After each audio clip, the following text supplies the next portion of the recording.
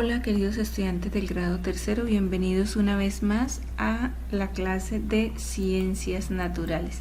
En el día de hoy vamos a continuar trabajando cómo clasifico los seres vivos.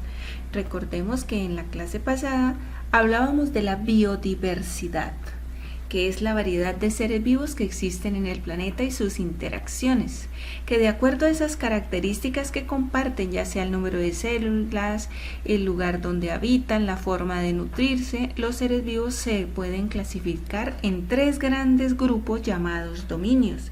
Entre esos grandes grupos tenemos el dominio Archaea, el dominio Bacteria y el dominio Eukarya, que es el que vamos a continuar trabajando en el día de hoy. Vimos que el dominio Eukarya está formado por 5 reinos y que en estos reinos tenemos el reino protista, el reino fungi y hoy vamos a trabajar el reino plantae. Muy bien, cuando hablamos del reino plantae estamos hablando del reino vegetal, es decir, de las plantas. Y recordemos que las plantas son organismos pluricelulares, es decir, que están formados por muchas células especializadas que cumplen las funciones vitales. Que son organismos autótrofos porque tienen la capacidad de elaborar su propio alimento en un proceso llamado fotosíntesis. Se clasifican según su tipo de raíz, según el tamaño, según la utilidad o si también las podemos clasificar si poseen o no poseen semillas. Veamos. Las plantas según el tipo de raíz. Ellas pueden ser aéreas, es decir, que tienen sus raíces sobre las rocas o sobre tallos de otras plantas, como por ejemplo las orquídeas, las bromelias, los líquenes. Tenemos las acuáticas, que tienen raíces cortas y delgadas y están sumergidas en el agua. Entre ellas tenemos los nenúfares, las victorias regias, los juncos. Son plantas que su hábitat es el agua. Y tenemos las terrestres, que son las que tienen raíces dentro del suelo. Son largas, gruesas, como el roble, como los arrayanes, como el naranjo, como el guayabo, en fin.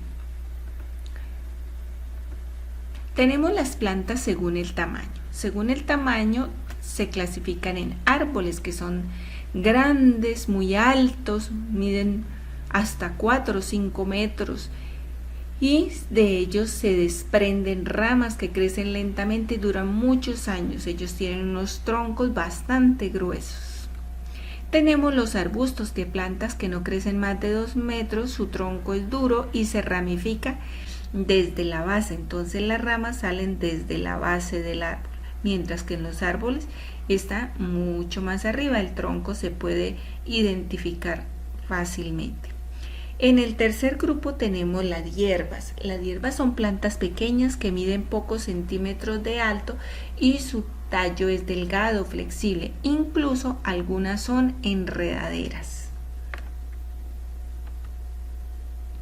Tenemos las plantas sin semilla. Las plantas sin semillas se clasifican en 2 grupos, que son los musgos. Los musgos crecen sobre las rocas, sobre las piedras, son muy pequeños, viven en lugares húmedos, no presentan hojas o tallos ni raíces verdaderas. Ellos se reproducen por esporas. Las esporas del musgo están en una cápsula sostenida por un filamento, como podemos apreciar acá en la imagen. Ahora vemos los helechos. Los helechos son plantas que tienen un tallo grueso subterráneo que sale en las raíces y de las hojas. La mayoría crecen en zonas húmedas y poco iluminadas. Muy bien, los helechos también se reproducen por esporas.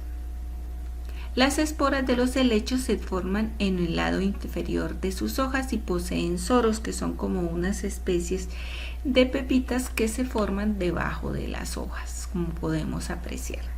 Cada una de esas pepitas se llaman soros y también cada vez que se humedecen van soltando las esporas que van cayendo al piso y se reproducen nuevas plantas.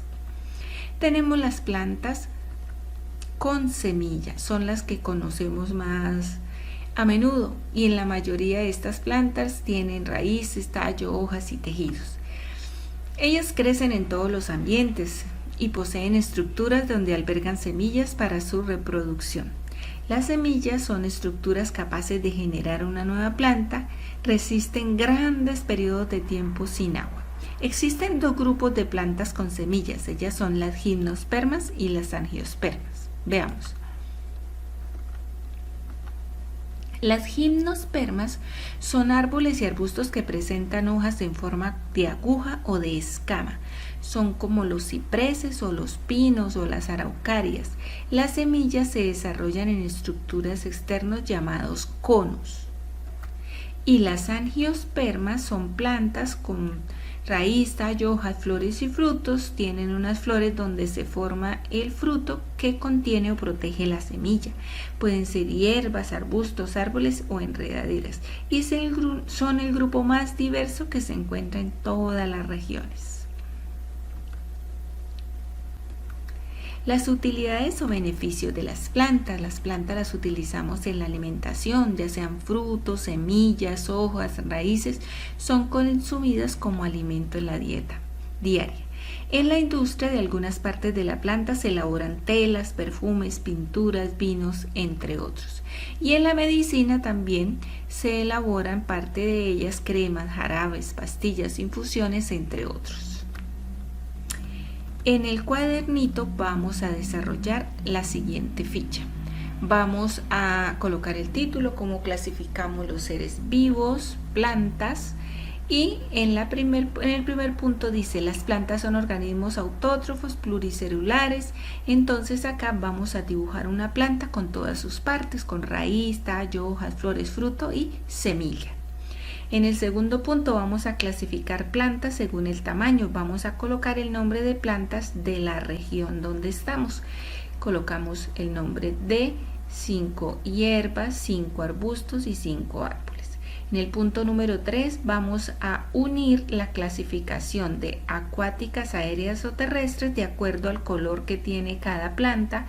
Azul acuática, rojas aéreos, verde terrestres, y las unimos con el ejemplo correspondiente. Por ejemplo, roble terrestre, trazamos la línea con verde y así sucesivamente. En el punto número 4, entonces, en el reino vegetal nos hablan de plantas que no tienen semilla, entonces como los musgos o los helechos. Entonces pegamos el ejemplo en cada círculo.